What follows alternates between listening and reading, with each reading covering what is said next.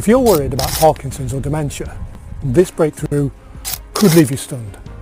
For anyone affected by these challenging conditions, this news is a ray of hope. A groundbreaking study revealing ambroxol, a widely available cough syrup, may significantly slow cognitive decline and stabilise psychiatric symptoms in Parkinson's disease and dementia patients.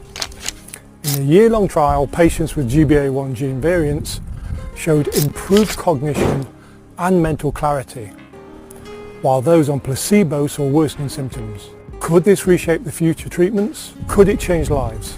Drop your views below.